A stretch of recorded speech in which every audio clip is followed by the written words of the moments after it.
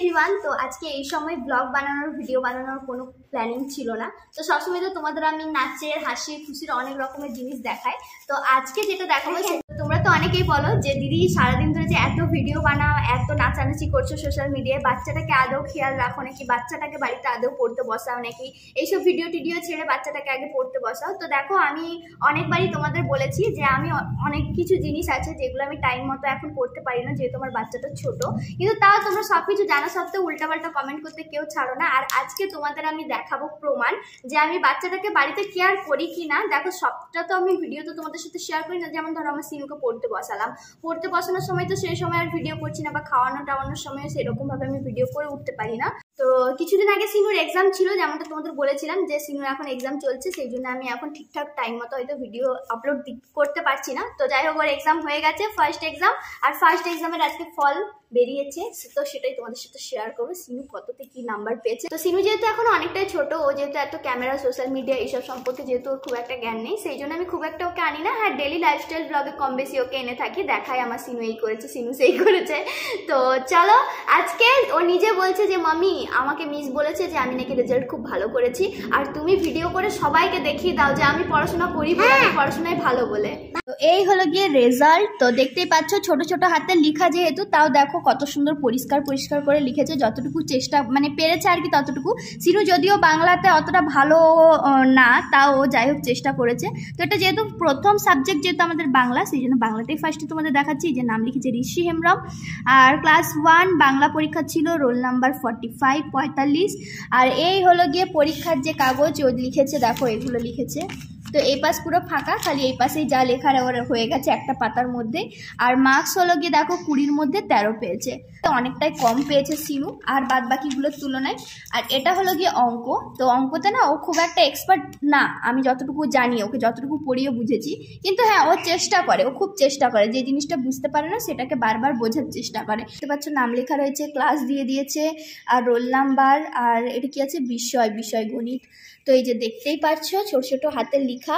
প্রথমে তো ওর হাতের লেখা ভীষণ পরিমাণে খারাপ ছিল, যাই হোক এখন চেষ্টা করে করে অনেকটাও ঠিক হয়েছে। মোটামুটি কথাগুলো মানে লেখাগুলো স্পষ্ট, সব ভালো করে বোঝা যাচ্ছে।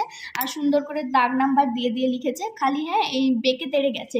এটা যেহেতু এই অঙ্ক খাতা যেহেতু রুল টানা নেই, সেই জন্য ওর একটু বাঁকা তাড়া হয়ে গেছে।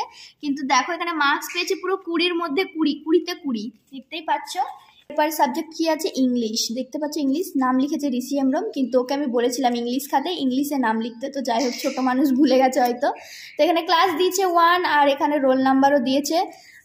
আর এই যে এখানে দেখছো ভাওয়েল কয়টি, বাবারে পিকক মানে পিকক কোথায়, এখানে কোশ্চেনগুলো দেয়নি, ওদেরকে কোশ্চেন পেপার আলাদা দিয়েছিল, কোশ্চেন পেপার থেকে কোশ্চেন দেখে দেখে ওই অ্যান্সারগুলো এখানে লিখেছে। তো দেখতেই পাচ্ছ এখানে কিছু একটা ছিল, সেটাও লেখেনি। এখানে একটা মনে কবিতা টাইপের কিছু একটা ছিল। তাও যাই হোক পেয়েছে। এখানে মার্কস দেখতেই পাচ্ছ পেয়েছে তোমার 20-র মধ্যে 18, তাও ঠিক আছে, 2 নাম্বার কম হয়ে গেছে। তো 15-র মধ্যে আমি ওকে বলেছিলাম যে তুমি চেষ্টা করবে সব জিনিসগুলো ঠিক মতো লেখার। আর এখানে দেখো জিকে ও ভীষণ পরিমাণে, জিকেটা ওর ফেভারেট। আর জিকে যখন লেখে আর কি, ও এত তাড়াহুড়ো করে করে লিখে, মানে ও যেহেতু ও জিকের মধ্যে প্রায়শই জিনিসই ও জানা, তাই জন্য ও প্রচণ্ড হড়বড় হতে থাকে যে এটার পরে ওটা লিখবো বলে। ওকে বলেছিলাম হড়বড় হতে না, হড়বড় হলে হাতে লেখা খারাপ হয়ে যাবে। আর সত্যি সত্যি দেখো জিকেতে কিন্তু অনেক হাতের লেখাটা খারাপ দেখাচ্ছে। কিন্তু মার্কস তো তোমরা দেখতেই পাচ্ছ 20-র মধ্যে 20। নাম লিখে দিয়েছে ঋষি হেমব্রম, ক্লাস 1, রোল নাম্বার, আর বিষয় সাবজেক্ট হলো গিয়ে জিকে। আর এই যে দেখতেই পাচ্ছ কত সুন্দর করে সিনু লিখেছে।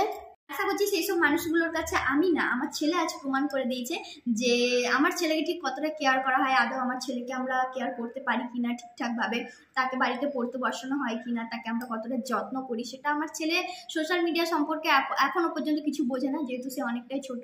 তা সত্ত্বেও সে না বোঝাতেও সে তার কাজে প্রমাণ করে দিল আজকে তোমাদের সামনে। আর আশা করছি নেক্সট টাইম থেকে এরকম কমেন্ট একটু কম পাবো। তবে জানি মানুষের মন তো চট করে বদলায় না, আর কিছু মানুষ রয়েছে যারা বুঝতে পেরেও মানে ইচ্ছা করে করে ওই রকম নেগেটিভ কমেন্ট করবে, তো তাতে আমার কোনো যায় আসে না। তবে হ্যাঁ, সেই মানুষটা মন থেকে কোনো সময় এই কমেন্টটা করতে পারবে না, হয়তো হ্যাঁ হিংসায় বলো রাগে বলো হয়তো এইসব কমেন্ট এরপর থেকে করবে, কিন্তু সে মন থেকে কোনো সময় এইসব জিনিসগুলো করতে পারবে না। এটা বলে আজকে ভিডিও শেষ করছি, আর বেশি ভিডিওটা বাড়াচ্ছি না। দেখা হচ্ছে খুব তাড়াতাড়ি নেক্সট ভিডিওতে।